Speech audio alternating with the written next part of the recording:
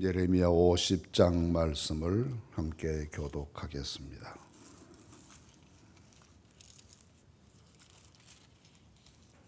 (50장) 말씀입니다.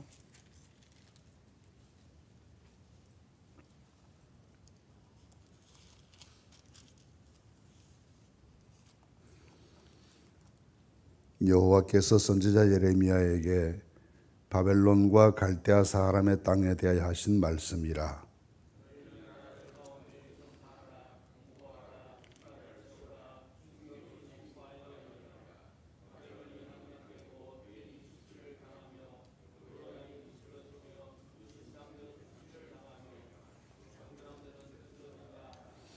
이는 한 나라가 북쪽에서 나와서 그를 쳐서 그 땅으로 황폐하게 하여 그 가운데 사는 자가 없게 할 것임이라. 사람이나 짐승이 다 도망갈 것임이니라.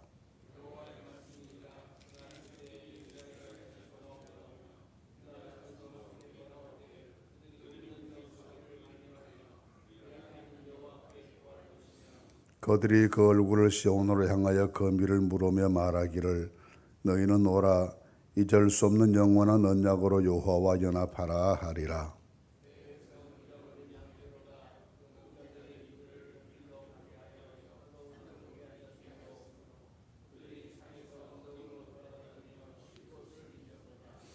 그들을 만나는 자들은 그들을 삼키며 그의 대적은 말하기를 그들이 여호와 곧 의로운 처소시며 그의 조상들의 소망이신 여호와께 범죄하였음인즉 우리는 무죄하다 하였느니라.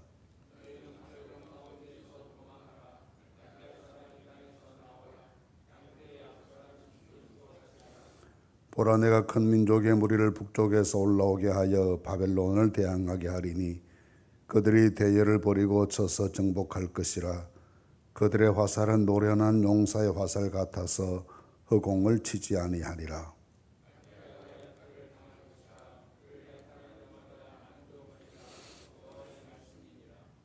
나의 소유를 노력하는 자여, 너희가 즐거워하며 기뻐하고 타작하는 송아지같이 발굽을 구르며 군마같이 우는도다.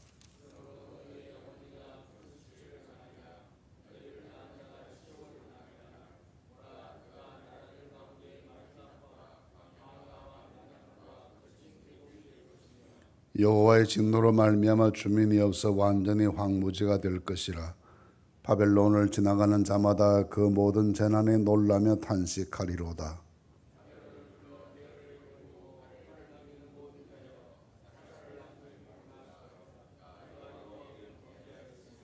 그 주위에서 고함을 지르리로다. 그가 항복하였고 그 요새는 무너졌고 그 성벽은 허물어졌으니 이는 여호와께서 그가 행한 대로 그에게 내리시는 보복이라. 그가 행한 대로 그에게 갚으시는도다.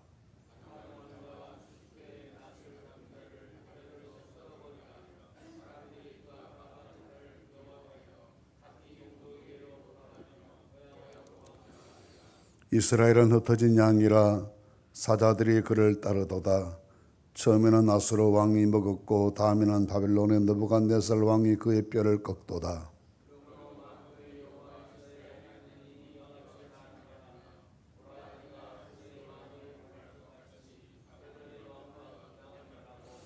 이스라엘을 다시 그의 목장으로 돌아가게 하리니 그가 갈멜과 바산에서 양을 기를 것이며 그의 마음이 에브라임과 길르앗산에서 만족하리라.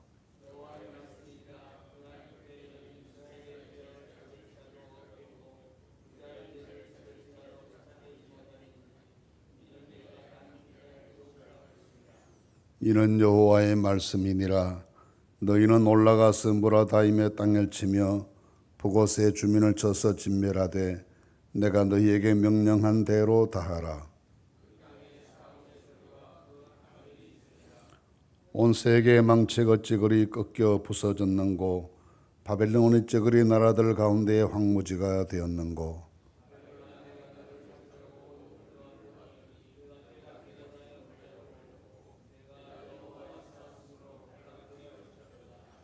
여호와께서 그의 병기창을 열고 분노의 무기를 꺼내면 주 만군의 여호와께서 갈대아 사람의 땅 행할 일이 있음이라.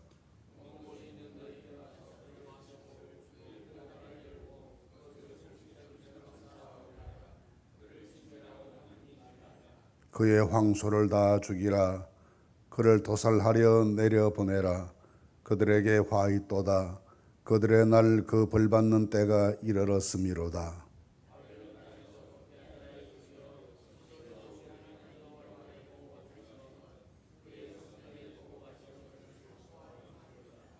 활 쏘는 자를 바벨론에 소집하라.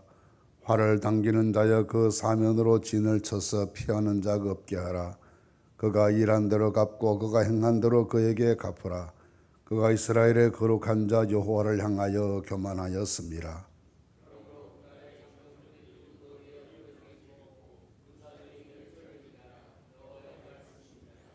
주 만군의 여호와의 말씀이니라.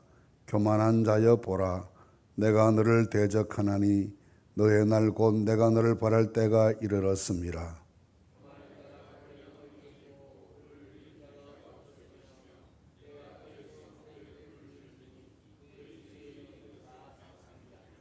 만군의 여호와께서 이와 같이 말씀하시니라. 이스라엘 자손과 유다 자손이 함께 학대를 받는도다. 그들을 사로잡은 자는 다 그들을 붙들고 놓아주지 아니하리라.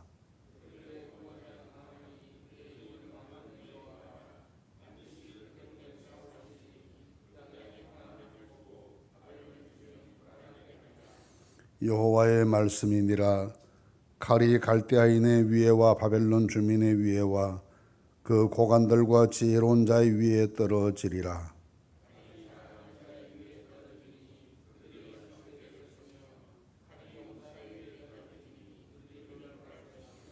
칼이 그들의 말들과 병거들과 그들 중에 있는 여러 민족의 위에 떨어지리니 그들이 여인들 같이 될 것이며 칼이 보물 위에 떨어지리니 그것이 약탈되리라.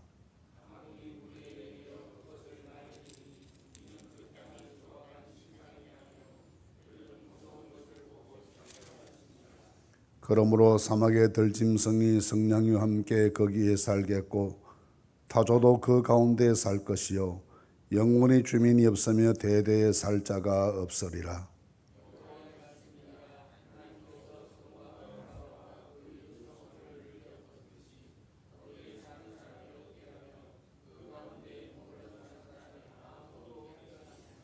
보라, 한 민족이 북쪽에서 오고 큰 나라와 여러 왕이 충동을 받아 땅끝에서 일어나리니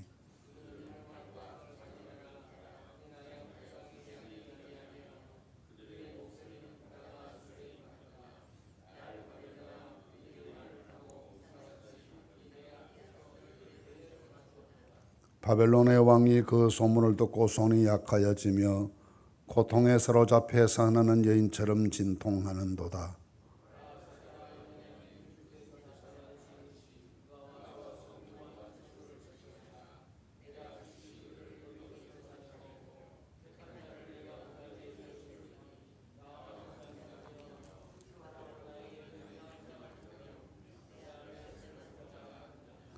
그런즉 바벨론에 대한 여호와의 계획과 갈대아 사람의 땅에 대해 품은 여호와의 생각을 들으라. 양떼 어린 것들을 그들이 반드시 끌어가고 그들의 초장을 황폐하게 하리니. 네.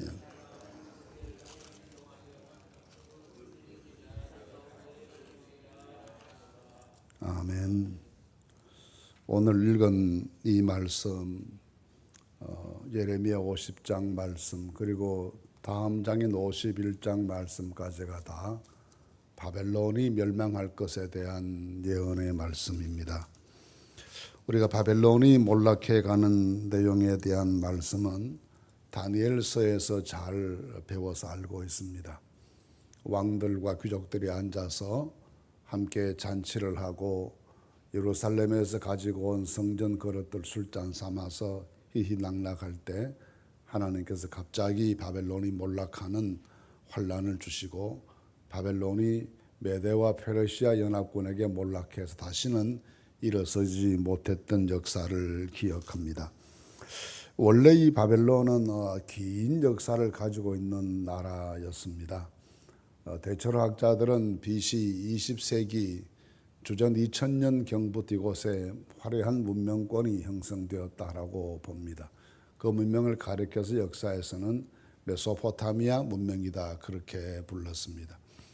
대체로 성경에서 메소포타미아 또는 갈대아, 바벨론 이렇게 말하면 다 같은 지역을 지칭하는 것인데, 메소포타미아라고 했을 때는 문명권을 말할 때 그렇게 잘 표현하고, 바벨론이라고 했을 때는 나라 이름을 말했고, 갈대아는 민족 이름을 그렇게 불렀지만 사실은 다 같은 세력을 말하는 것입니다.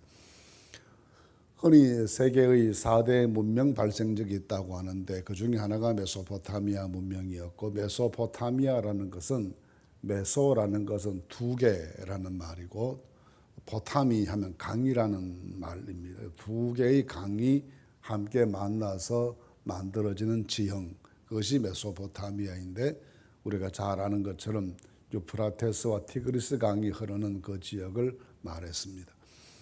과거 시대, 이런 고대 시대에는 가장 편리한 교통수단이 강을 이용한 선박, 배를 이용해서 움직이는 것이었습니다. 그래서 강을 끼고 있는 곳이 통상이 용이했고, 먼 곳과의 내왕이 쉬웠기 때문에 문명이 쉽게 발전하고 사람들이 모여드는 곳이었고, 또 큰 강을 끼고 있는 지역에는 식량 걱정이 없었습니다.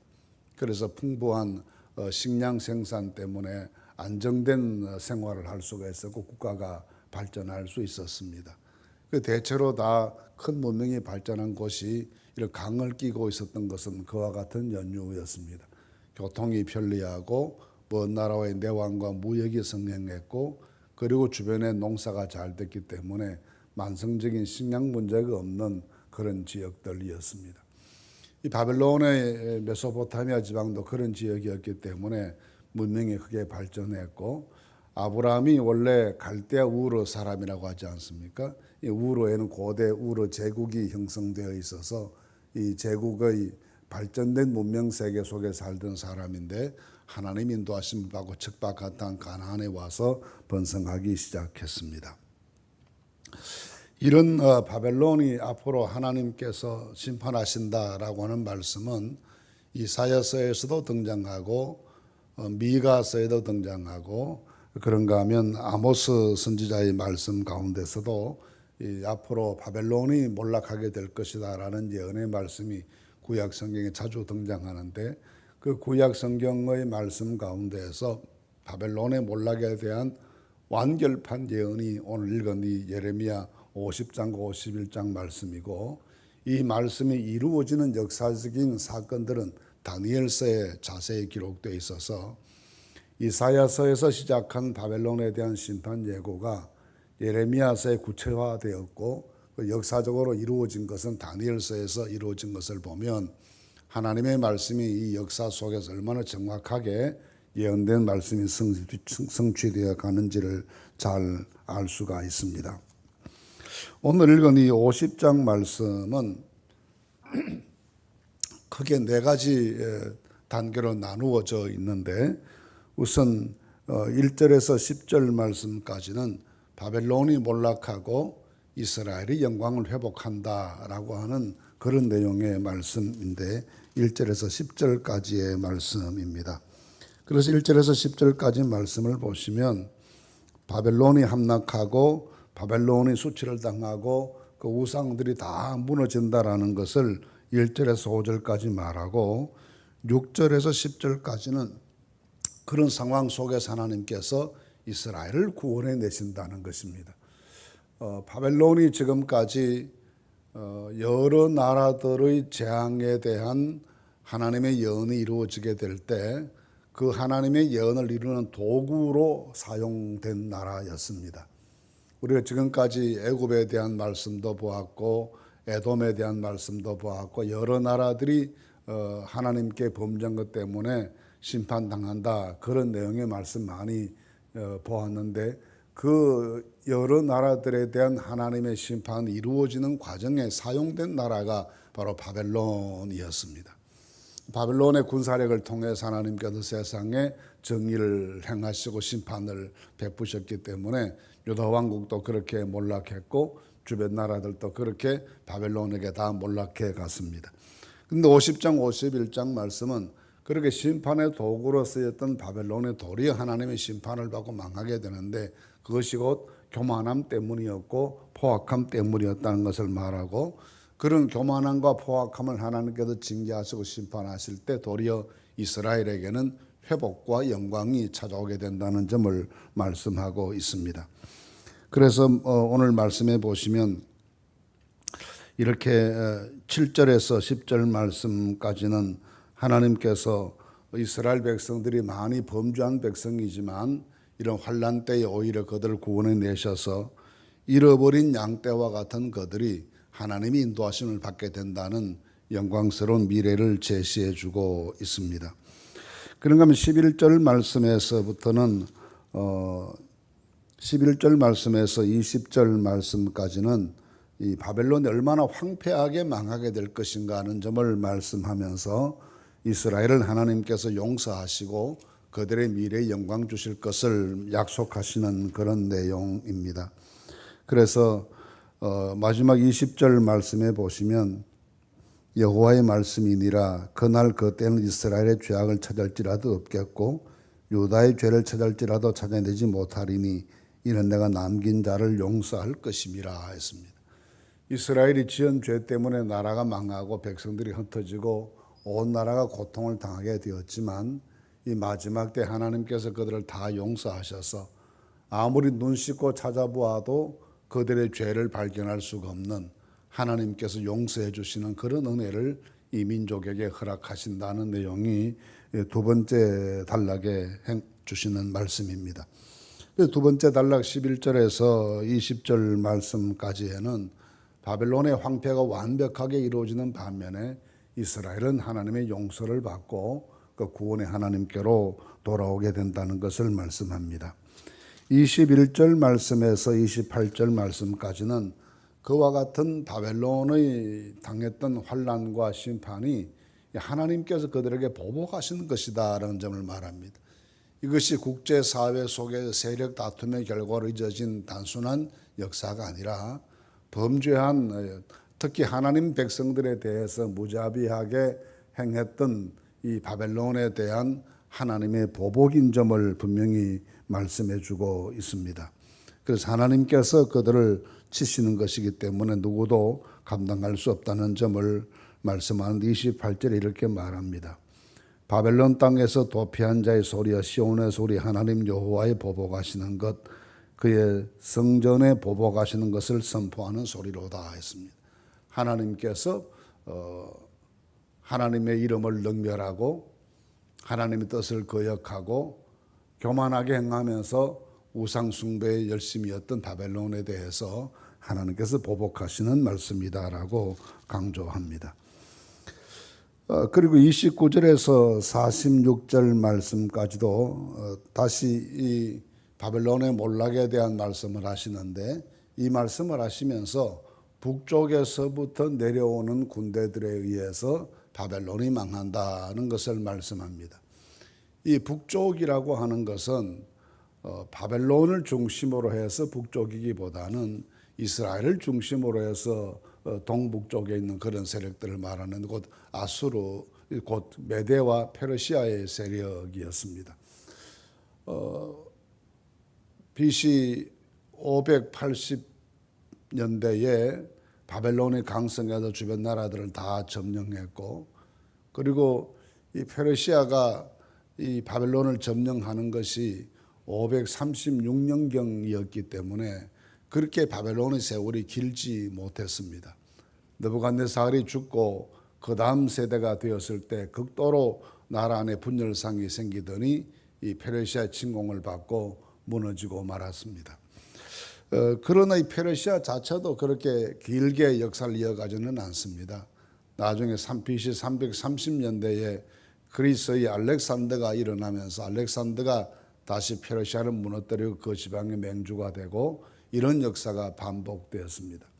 그런데 오늘 50장 말씀에 따르면 그렇게 바벨론이 지나가고 또 그 전에 아수르가 지나가고 페르시아가 지나가고 헬라가 지나가고 하는 이런 역사가 많았지만 하나님의 궁극적인 관심사는 이스라엘을 회복시키시는 여기에 있었습니다.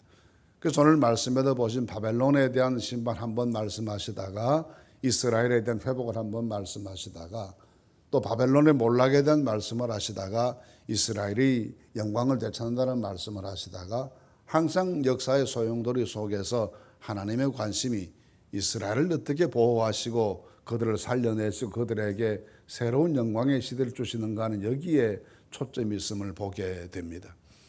이런 전체적인 50장 전체의 말씀 속에서 우리가 큰 희망을 보게 됩니다.